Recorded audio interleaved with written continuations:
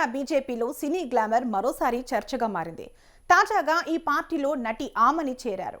ఈ రోజు నాంపల్లిలోని బీజేపీ కార్యాలయంలో రాష్ట్ర అధ్యక్షుడు రామచంద్రరావు ఆమెకు పార్టీ కండువా కప్పి బీజేపీలోకి ఆహ్వానించారు.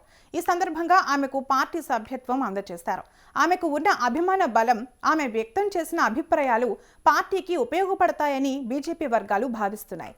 ఇటీవలే రామచంద్రరావుతో భేటీ అయిన ఆమని ఆ సమావేశంలో రాజకీయ పరిస్థితులు, మహిళా సాధికారత, యువతకు అవకాశాలు వంటి అంశాలపై చర్చించారు.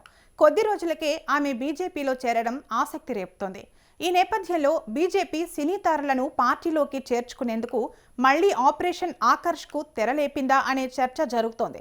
ఆమని బాటలో మరికొంతమంది బీజేపీలో చేరబోతున్నట్లు రాజకీయ వర్గాల్లో ప్రచారం జరుగుతోంది.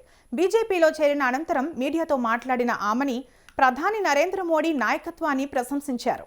ప్రధాని శ్రీ మోదీ గారంటే నాకు చాలా గౌరవం, భక్తి.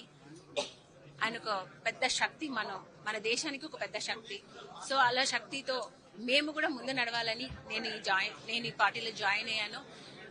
ఆల్రెడీ నేను గోమాత సేవా ట్రస్ట్ అనే దాంట్లో వర్క్ చేస్తున్నాను. అంటే సేవలు చేయడానికి దాంట్లో నేను జాయిన్ అయ్యాను, చేస్తున్నాను కూడా. అలాగే ఇంకా మంచి పనులు చేయాలి, ప్రజలకు సేవ చేయాలని ఈ పార్టీలో జాయిన్ అయ్యాను. థ్యాంక్ యూ అండి.